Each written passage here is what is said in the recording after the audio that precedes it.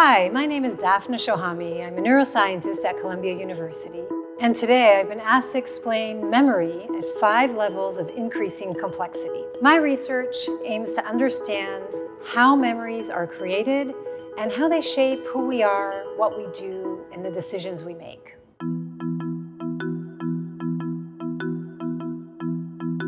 We're here today to talk about memory. When I say the word memory, what comes to your mind? I once went on vacation to Dominican Republic. I think I was like 6 or 5 years old. So on your trip, what was the funnest day ever? There's this pool. I love pools.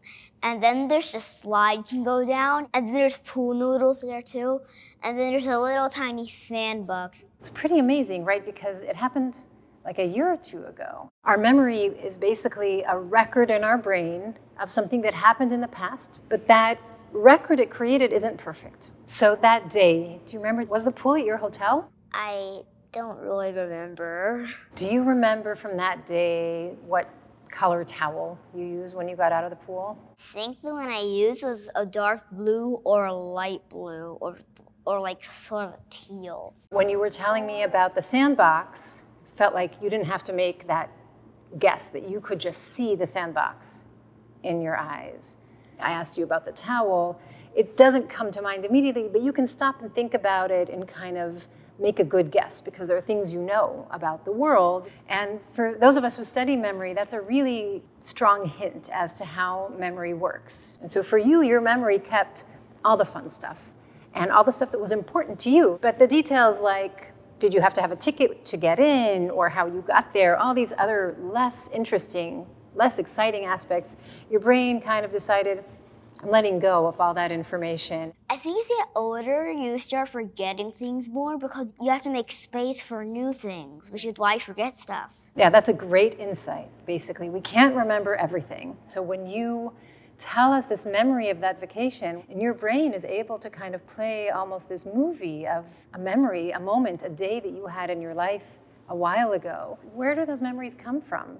I do know that there's different parts of the brain, so there's probably a part of your brain that remembers a bunch of stuff. The hippocampus is a part of your brain that if you kind of took it out and looked at it, it looks a lot like a seahorse. And it plays a really important role in creating those kind of memories that help you 2 years after your vacation share with me what happened that day, all these details of that day. There's another part of the brain. It's actually also important for memory, and it's called the amygdala. And it is important for keeping all the kind of emotional processing going for memory. So memory for things that are really scary, it's going to talk to the hippocampus now and get that memory to be really strong. Why do you think it might be important to remember scary things? Let's say you accidentally cut yourself. Then your brain makes a note and says, don't get too close to sharp things or you're going to cut yourself again. You got it. And so we don't just remember everything and we don't remember random things. We remember the things that matter to us the most. So Abigail, based on our conversation today, can you tell me what is a memory? A memory is something stored in your hippocampus. And your hippocampus is a part of your brain.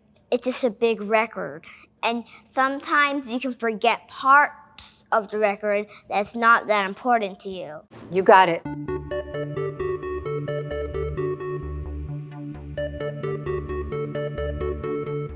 What do you know about memory? I know when you see something, you could kind of picture it in your head, you can imagine it. I remember yesterday I got orange juice. But let's say a year or two, you might think oh, that day I got water. You know, on one hand, memory is like a record of something that happened in the past that we can carry with us and we can bring it back to mind. And on the other hand, we need to be a little bit suspicious sometimes because we might get it wrong. In what world would that memory of the orange juice maybe be useful? Let's say you grow up in a place that the orange juice is just and then you go on vacation going somewhere and then it might change how you feel about orange juice. Sometimes, memory is doing something much simpler but no less important for us, which is it's helping us figure out what's good and what's bad.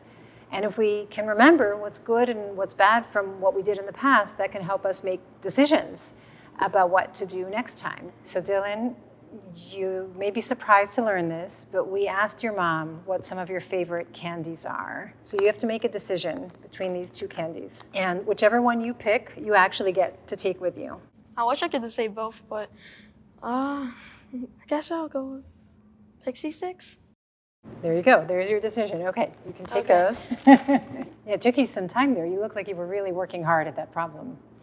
And that's interesting because actually we know that from research that when people have to make a decision between two things they like equally, some people, like economists, think, oh, those are the easiest decisions because they're both good options. But as psychologists and neuroscientists, we know it's the opposite. And one of the reasons is because there's no simple answer of like, I know that that one's better, I'm just going to go with it. And so we think that that's the kind of decision where memory is especially important because you have to kind of come up with more information. Exactly, and then also like after is like, maybe like I would have enjoyed this more than that, and like maybe I should have chose the other one, and you don't know. Everything you just said is exactly what we know from research. All the thoughts running through your mind were really kind of about a prediction into the future, right?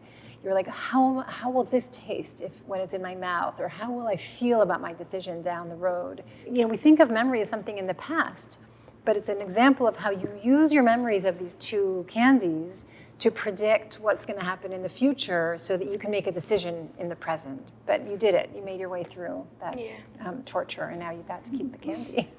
Am I always gonna like choose Pixie Sticks or Sour Patch Kids? What's gonna like change that? We fluctuate a lot because we use different kinds of memory to kind of resolve the uncertainty, basically, every time. But also the way we make decisions will change because our memories change.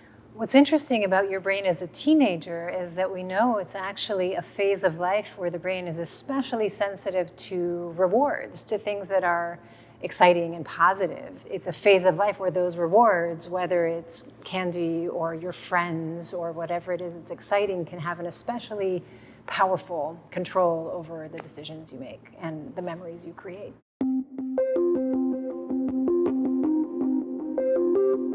Is there any particular memory for you that you feel has been either kind of influential in deciding which areas to pursue, or that you feel is sort of emblematic of what it is to have a memory?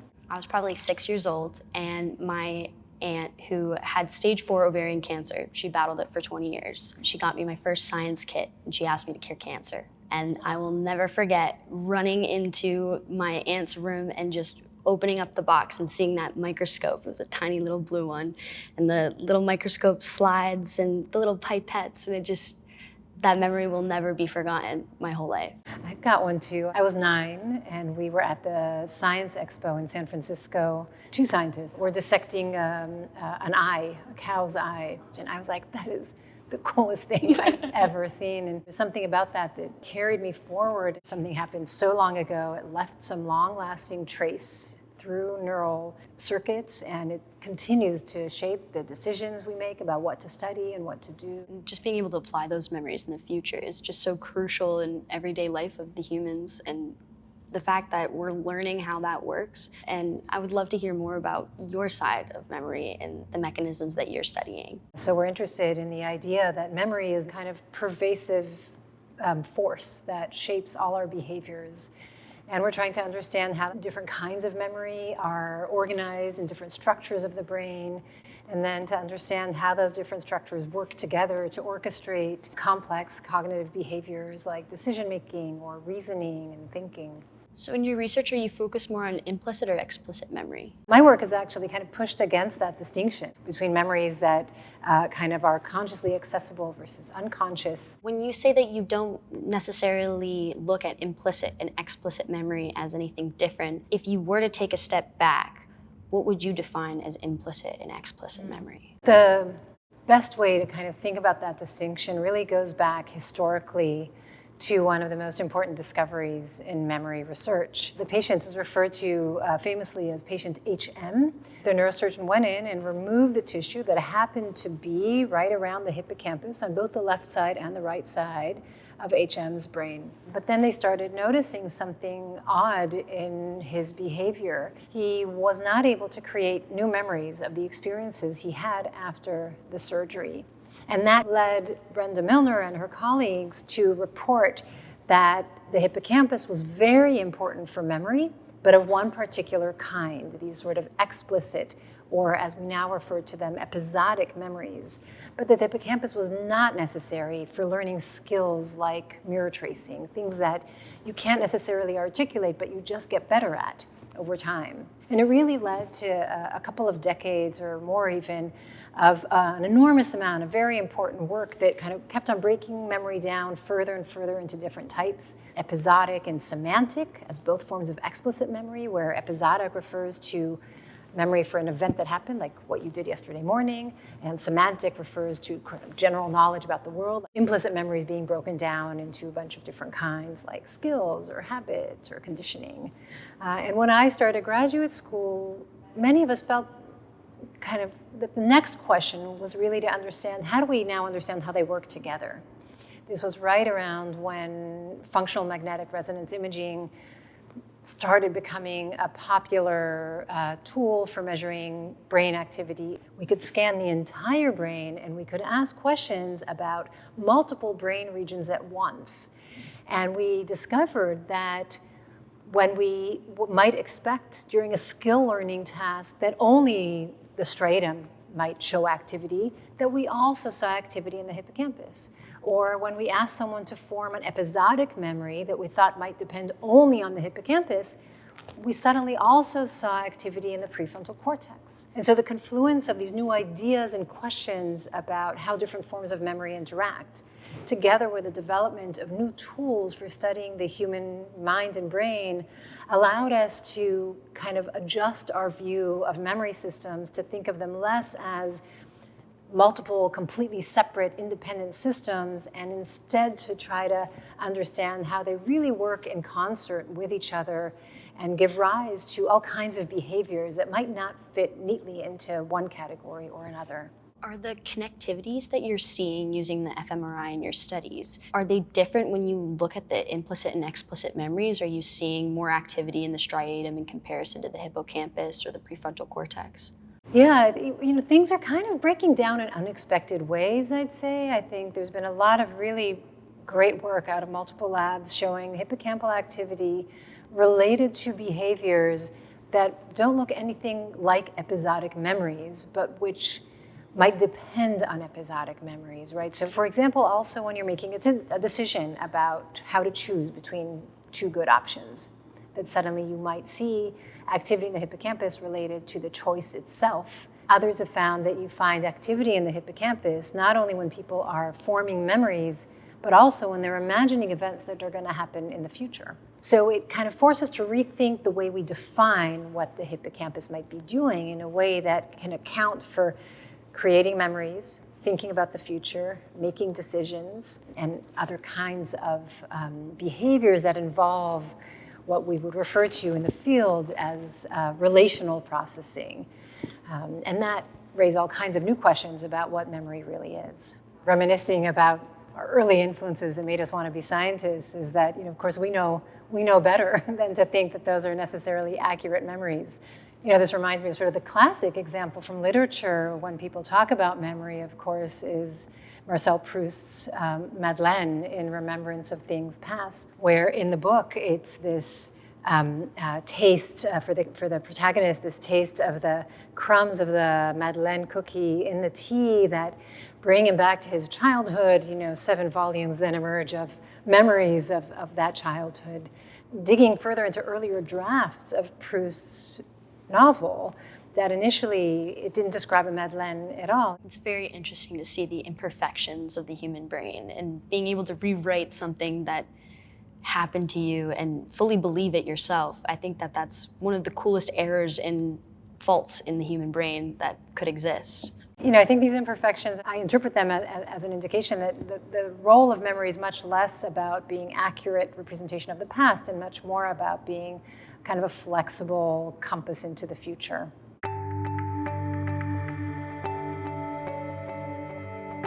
So what are you studying these days? Well, I'm preparing my dissertation. The general topic is going to be how we perceive different types of social stimuli, like different people's faces, and make judgments about them, and how the way that we report on what we are experiencing tells us about what's actually going on inside our heads. What I love about what you were describing is like you didn't use the word memory. You were talking about kind of perceptions and social judgments. But I think probably we'd both agree that memory is a big part of that, course. right? Like, and it reminds me so much of what we in the field would refer to as statistical learning. On one hand, we might have like a one-shot memory, a memory of something that we saw yesterday, like what we did or what we ate or where we were.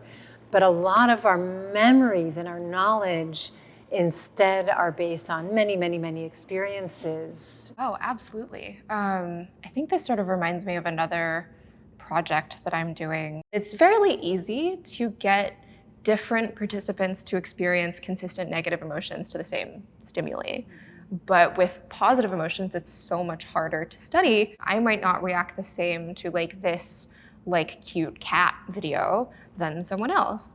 And I definitely believe that people's memory that they're bringing up unconsciously when they're experiencing something to make an emotional judgment informs especially our experience of positive emotion possibly more than negative emotion.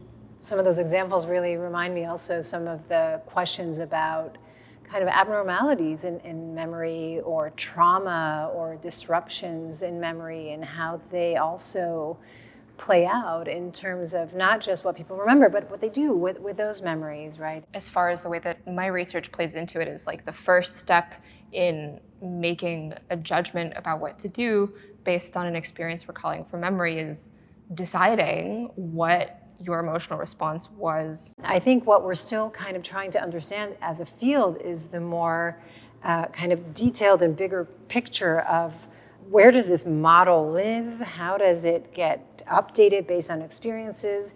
Why does that sometimes happen and sometimes not? There are actually people who are born without a hippocampus. They have disruptions to episodic memories. They have trouble after this conversation remembering what the conversation was about.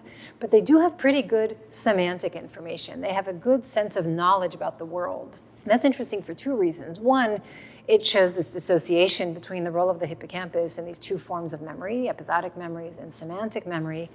But the other reason it's interesting is that people often assume that we get to semantic memory through episodic memory, that we encounter one dog and then another dog and then another dog, and then we learn the concept, the semantic notion of a dog. And these people, their profiles suggest that you can learn semantic information, you can learn general knowledge about the world, even without ever having the capacity to build those individual memories. In people with intact brains, you might use a particular process, but that if that brain region that subserves that process is damaged, that it's not that you can't do it anymore, you just now do it a different way. Right. It's really hard to tell people, just don't use your memory to do this. And we just sort of have to infer and guess at what strategies that they're doing. Right. If there's a particular research question that the answers you think is going to inform the research in your lab and perhaps in the rest of your field. When I look back at some of the work from my own lab and in the field in general, I really feel like some of the most exciting discoveries were not an answer to a question that was around before, but they were discoveries that made us realize we weren't asking the right question. I think one example of that even has to do with the connection between memory and decision making. There was a discovery about how the striatum responds to rewards and to learning that just all of a sudden flipped the way we thought about the role of reward and learning and memory, and may force us to realize there was something fundamentally connected between these processes. And that discovery just raised a whole new set of questions that didn't exist before. Yeah, I guess then the trick is we need to be designing studies that will make us most likely to find those sort of unexpected things, which is kind of funny. It's how do you look for something that you don't know what it is? Each project should be very focused and rigorous and know what a study is designed for, but at the same time we have to keep our minds open, our eyes open for what else is happening. Some of the most interesting discoveries didn't make sense at first. As someone who is studying social phenomena, I like to hear that. There you go, exactly.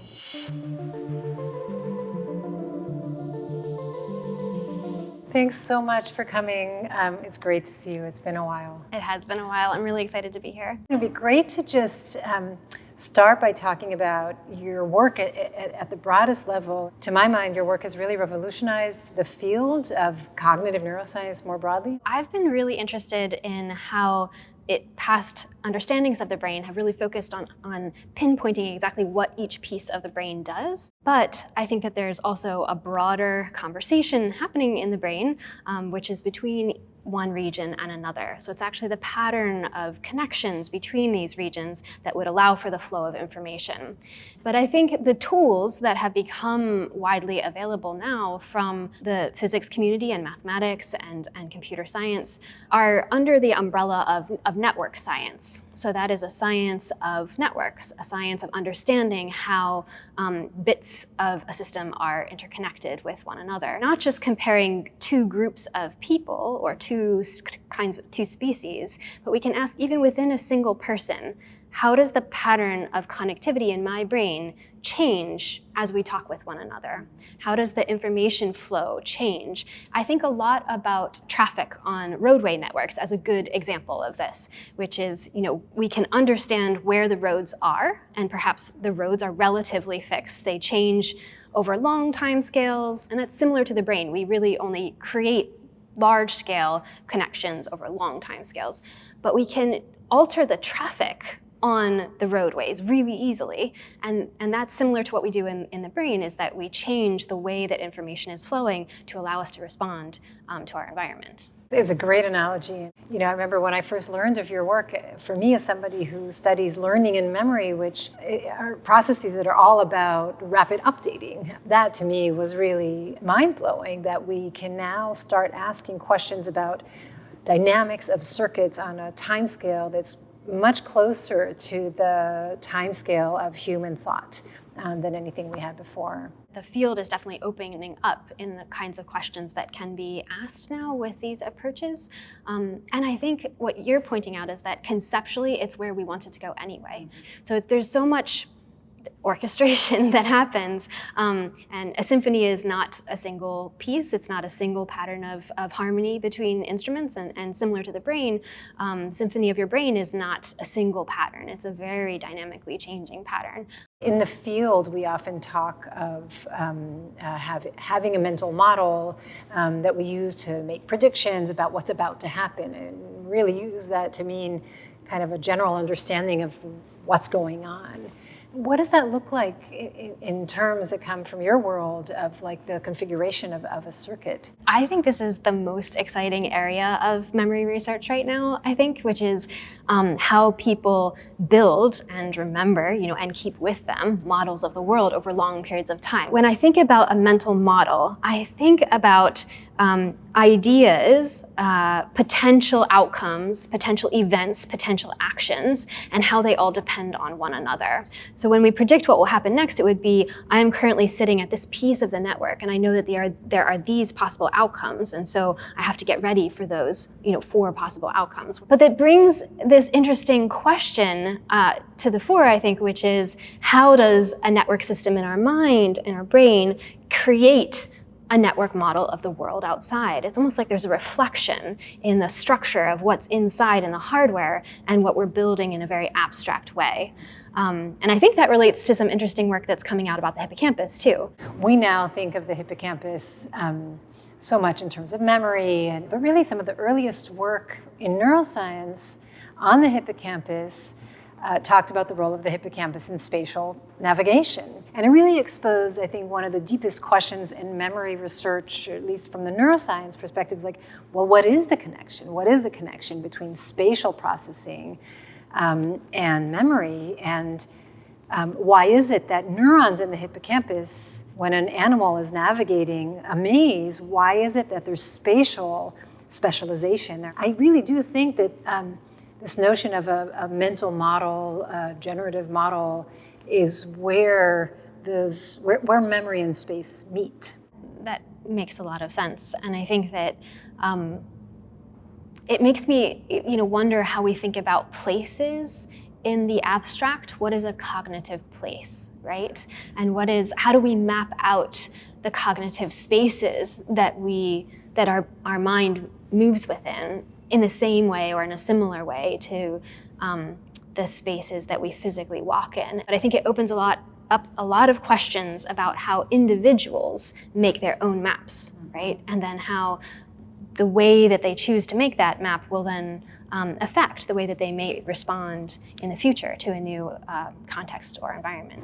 Yeah, that's really interesting, and I think also really speaks to the kind of pervasive and circular role of memory, right? Because the maps are dependent on memories. They're built from memories and experiences. So there's this kind of dialogue with memory creating maps, maps creating experiences, experiences creating memories, affecting the maps. And it really makes me think even of a question a friend asked me recently about moods and mental health and this feeling of like, how do some people get kind of trapped in a state of mind where all they can see is a particular way forward, but then something happens in the world that shifts them to another model. Which is actually really interesting because you can make different maps in different physical spaces too, right? As you walk into a new room, you make a new map of that room. So what are the doorways, basically, for mental models? Yeah. And I think that often we sort of fall into this pattern of thinking about memory as always additive, that we always just keep gathering more information and update what we currently have. We don't as often speak about deleting pieces of information or perceptions or something that we thought was a useful fact, but actually it's not a fact. Memories as models, or models first, and memory as part of what helps build a model, starts generating new predictions, exactly of the kind you just brought up, or other ways of thinking about things, because an efficient model needs to let go of information, right? I was just heard a colleague of mine joking about the fact that the Principles of Neuroscience textbook keeps growing and growing, and that if we had enough strength in theoretical neuroscience, if our models of neuroscience were good enough, that book should shrink back. We know that memory retrieval is essentially construction, and so you don't need to store all those separate memories, you need to construct them. But if you have a good model, let go of all those details and just construct them to feel as if it's a memory. But really, all that you're doing is using the model to fill the details. It's kind of like the Matrix, you know? Right. Getting way out there, but it is a way in which, if you have the right model, it should be an efficient one. I wonder what you think about what all this means for kind of a redefinition of what memory is. In many ways, a revision or expansion of that notion. Would you be willing to try to help me think about how to define it?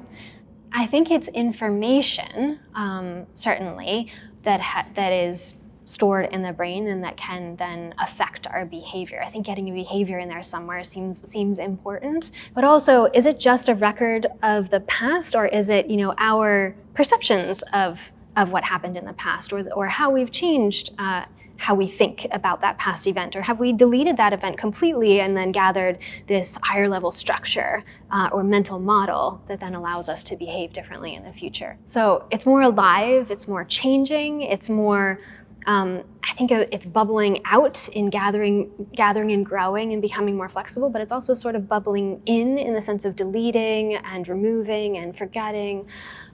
So yes, I think that what we need to add perhaps is that changeability and perhaps the behavioral relevance of that changeability. Yeah. I don't know, what do you think? I agree. I think, as you were speaking, I was thinking maybe the most important word to replace there is record. The record implies an etching of something as it was, and maybe what we need instead is that it's a model. Yeah. It's an approximation, it's an abstraction that can help us create the illusion of constructing a record, but that it's the model that's the important thing that drives the whole thing. Yeah, I agree. I think that's perfect. Yeah. I hope you learned something about memory. It plays a role in shaping the changing preferences of things we encounter in our lives. Memory is fundamental to everything we do, to who we are, to what we order for breakfast, to how we think about our past, to how we plan our future.